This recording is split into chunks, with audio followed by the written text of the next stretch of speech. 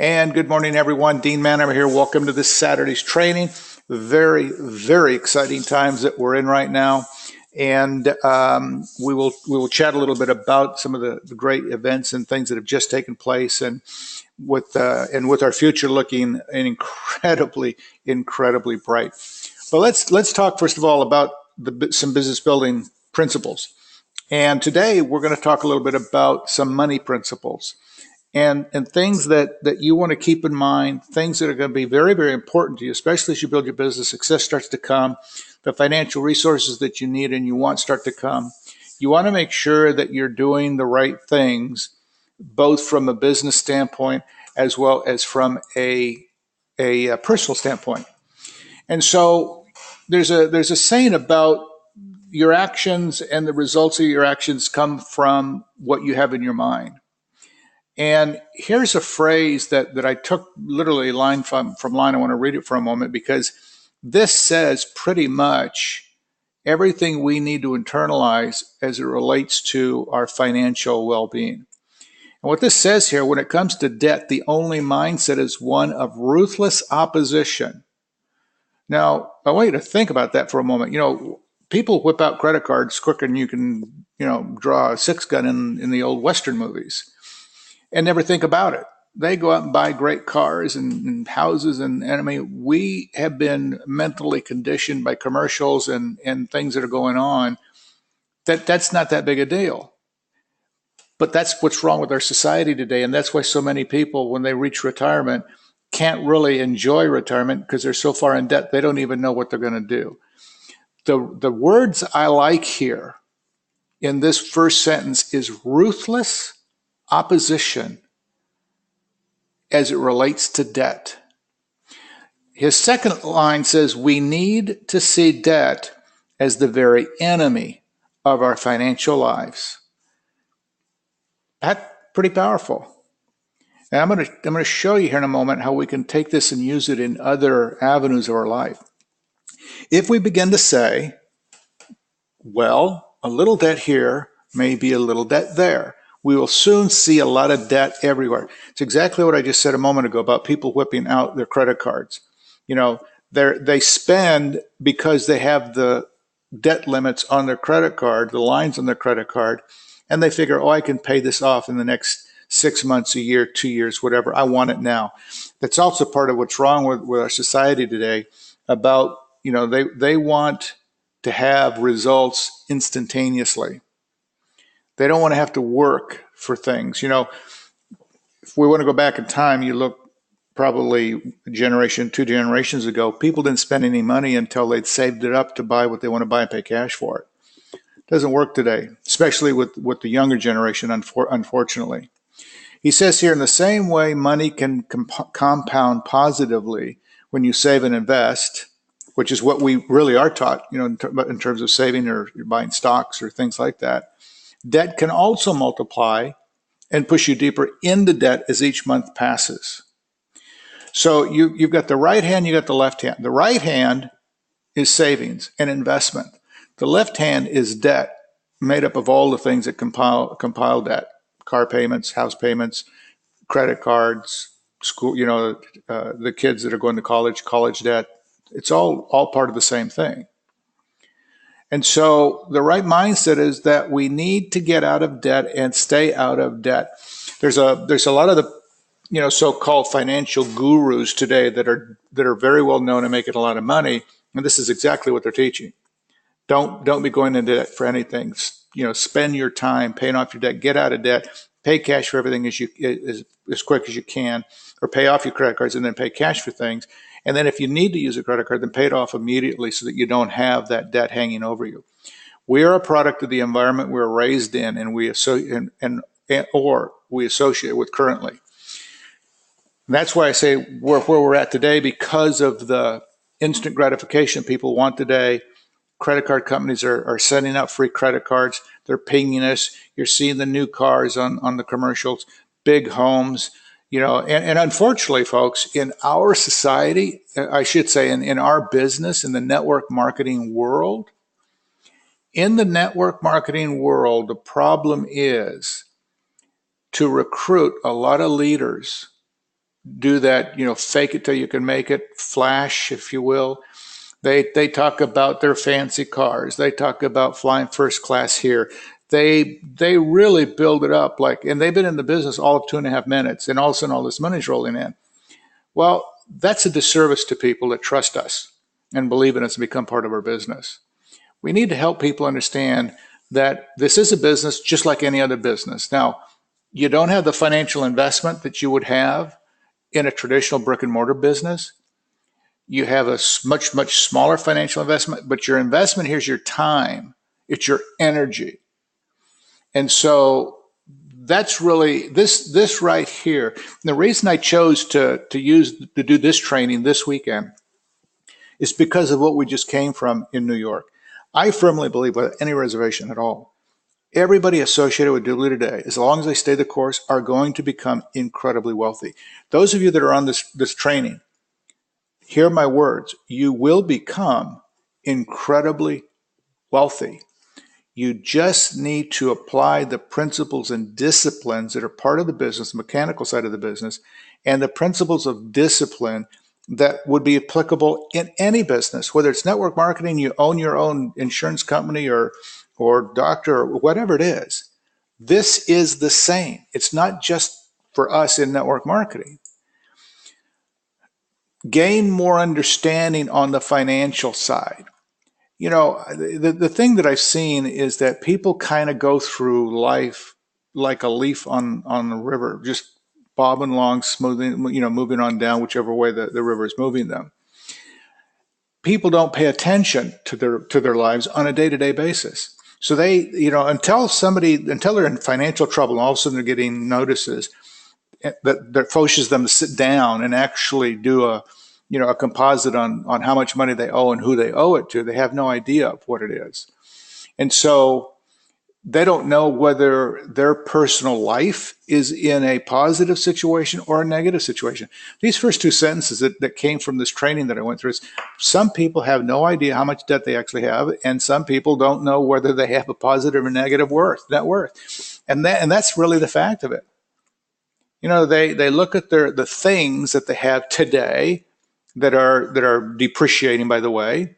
They're rusting, getting old. They have to be replaced later on. And they don't know where they stand financially, whether they're healthy or not. Can you imagine that this whole same type of attitude was applicable to your health?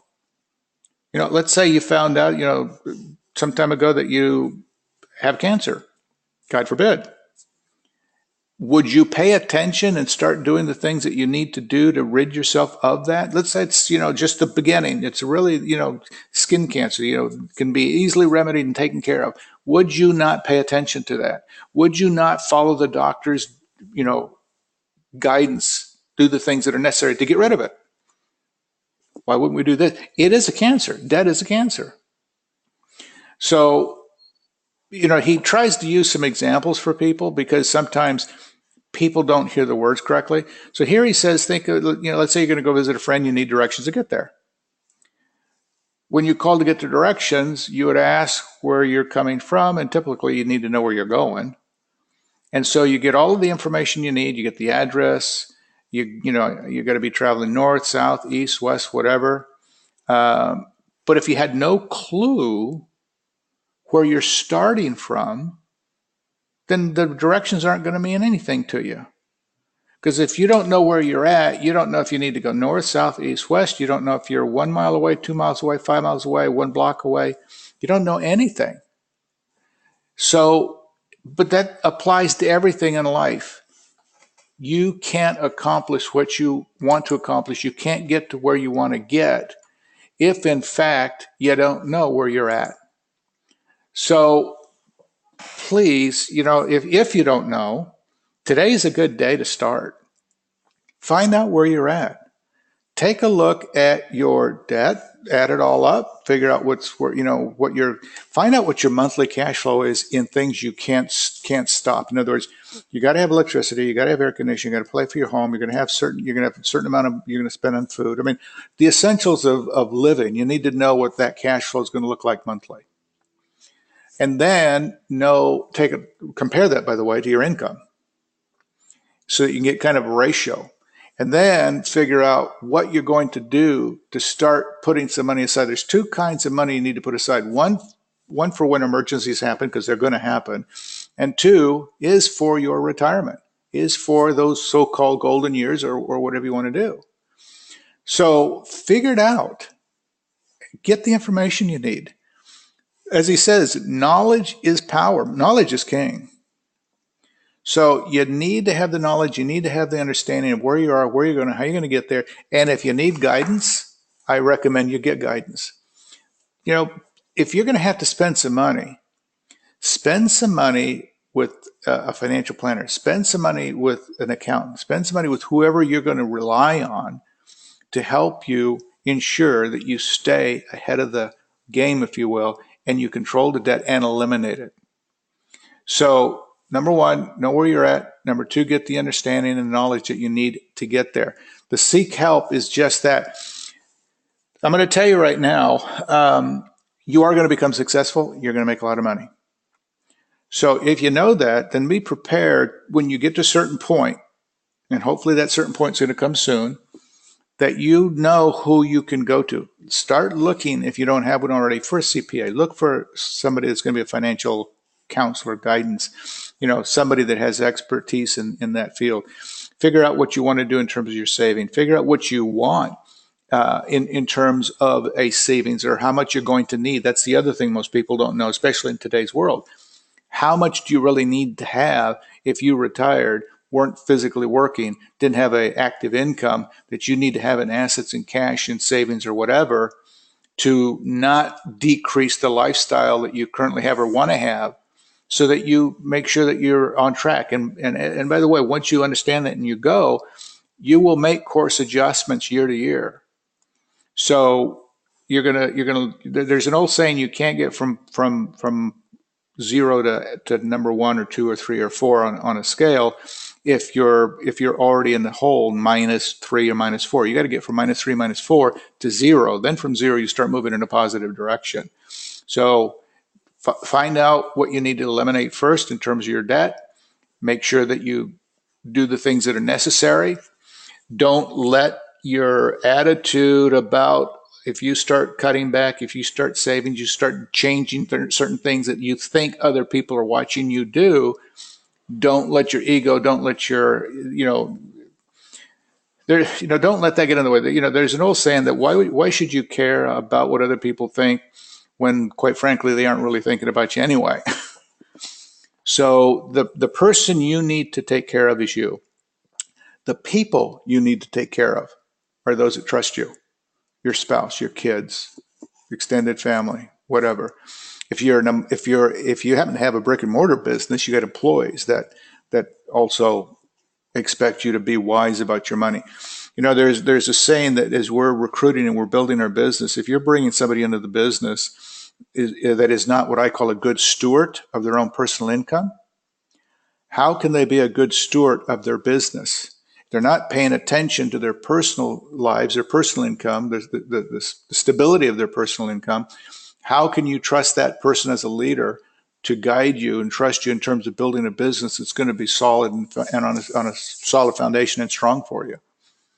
So just make sure you follow the right people, make sure you have the right people, and if you don't, then find the right people so that you can rest assured that your future is in good hands. And then the concept of controls and pieces you put in place. Some people need, they need to have budgets. Some people need to, especially when you know what your debt is, when you start to pay down the debt, then you're going to put controls in place to how you can accelerate the payment of that debt down so it's gone. Get away from, the attitude that, you've got credit cards or whatever, so you can do this now and then and worry about it later. Just don't do that. Get a mindset that says, if I really want this, can I pay for it today? Can I pay for it this month? Maybe you do put on a credit card, but before the end of the month is out, you're going to pay it off. That's okay. But make sure that you have the controls in place and and you have personal control, self-control, so that you take care of that. Also, one other principle to keep in mind is that to make sure things work properly for you, there's three things that I would recommend you do, and there's three things that I was taught to do, and other financial people will train you to do the same thing. When your gross income comes into you, 10%, first person you're going to pay is yourself. 10% comes off the top, and that's going to go into your savings. Then you're going to pay, and whatever your belief system is, you're going to pay 10% to tithe or 10% to charitable causes or whatever that really is to you. So you've got roughly 20% that's going to come off the top anyway, and part of it is going to be your personal future. Part of it is the responsibility for society, if you will. And so that's going to leave you about 80%. And out of that 80% is where your bills are going to get paid, the lifestyle is going to get paid. You're going to have other things that you need to make sure you get control out of it. So when you've got those in place, and you know that you are controlling the negative side, the expense side, as best you can, and you've got yourself in a situation where you've put everything else aside until you've got your boat moving in the right direction, then you get yourself to a point that you're no longer in the hole.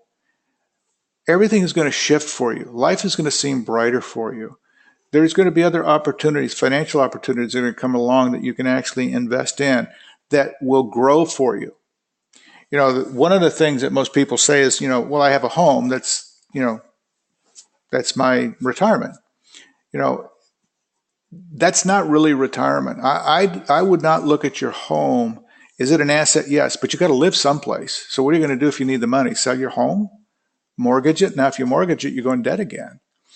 If you can look at your home as a liability, and everything else that if you're going to put money in a stock, you're going to put money in savings. If you have other investments in terms of real estate, those are going to be cash generators. See, you live in your home, so it's not generating you income. But if you have a rental, it generates you an income. So that's the real difference. But again, get control on things. Make sure that you've got it really you've got it under control, and you've got it so that you feel good about it. And then the other thing is make sure you got a good plan. There's an old saying: you can't hit a target you're not aiming at. So if if you've got a set time in your mind that you would like to call it retirement, and retirement, by the way, means different things for different people. Retirement in, I think, the old days, if you will, was all of a sudden you're doing nothing. You're sitting on the rocking chair out in the front of your house, and you're watching the sunset. Or it could be now you golf 5 days a week, or whatever it is. Retirement for, I think, this generation, our generation, is not that you're going to stop doing what you do. Because first of all, if you've got a career that you love, why would you stop it? I mean, I love what I do. My wife and I love the industry we're in. We love being around people. We love traveling. We love helping people. So if I was to retire, why would I quit doing that? Now, I may change my schedule. I may not travel as much. Or if I do travel, we may stay more of an extended, longer period of time and see the sights and enjoy ourselves and spend social time with the people that we enjoy being with. We got a real eye-opener on this a number of years ago when we decided to retire. And we stepped out of the industry for almost 2 years. And then one day, my wife and I, we did our thing. I did some online transactions. We're savings. We got on a first name basis with the people down at Starbucks. And then one day, my wife and I were sitting in the living room. We were just talking, and she just flat says, "I'm lonely." And I looked at my wife and said, "What do you mean you're lonely?" She said, "All that time we spent with people, traveling, seeing things, enjoying things." She goes, "I'm lonely for it." And the reality was, when she said it, I realized I was in the same boat. So for us, retirement is just going to mean a change in our schedule, not that we'll ever stop what we're doing, because we love what we do. If somebody, has a different line of endeavor, they love what they do. And by the way, there's an old saying that if you love what you do, you really never are working. Then your retirement is going to be different. Your plan will be different. Everything will be different. But take a look again at what you feel you need to have when you hit that point in time you want to make that decision. Figure out what kind of income or what kind of money it will cost on an annual basis so you can see what your plan is going to be able to use the funds from that. And then make sure that whatever debt you can't totally eliminate, you've got a ratio of that to the kind of income that you'll have available when you hit that point. So, and again, I will say this, that plan will change from time to time. So it's going to be, part of it is a learning curve. Now, this individual had a mentor. His name was Schof, I guess is how he pronounced it. And what he said was that once you have a plan that will work for you, then work the plan, and the disciplines that you have developed along the way. But he also asked if I had, he said the question was, because it always comes down to money. If I had more money, I would have a better plan. And that's what he said to his mentor, who was Schof. And he replied, no, I would suggest that that if you had a better plan, you'd have more money. So it's the reverse of what most people think. It's not the amount that counts. It's the plan that counts. It's how you're going to save the money. It's how you're going to develop. And by the way, maybe you're making good money and you can take that money and put it into other things that are going to be cash generating for you. So, if you fail to plan, the plan will fail because there is no plan. That's just really the bottom line, and that's really what is the truth. These are very simple. They're very basic. It should be something that's taught in the universities, taught in the schools, but unfortunately it's not. And it really is up to us as parents to make sure that our children enter their adult lives, especially their adult working lives, with the tools necessary to cope with it. And I got a later start in life when it came to the financial side of the business because it wasn't something my parents taught me. And I learned sometimes by the hard, what do they call it, hard knocks of life. I made mistakes that if I'd have had better information and more knowledge, I wouldn't have made, but I made them and I learned from those mistakes. But then I went through some trainings, education that taught me that if I did those things, which I already had done, what the results would be, which was exactly what I got. So part of the trainings that I will always, and I've mentioned this in the trainings I've done in the past, implement will be for self-development. Yes, we're going to be making sure we teach people how to run your Dubli business well. We're going to make sure you have the mechanical pieces in place. Any changes that come along, we'll add those to the equation as well. But I really am a firm believer that if you want things to get better, if you want your financial world to get better, if you want your personal life to get better, if you want your health to get better, you as a person have to get better. And that's why I am so focused and I believe so strongly in the financial development side of our business. So with that, I want to thank you for your time today in this particular training. I hope it was helpful and useful for you. Any feedback from you is appreciated. It helps me kind of adjust and alter the course of my trainings and the things that I do. So with that, again, I want to say thank you very much. Have a great weekend and make it a powerful life.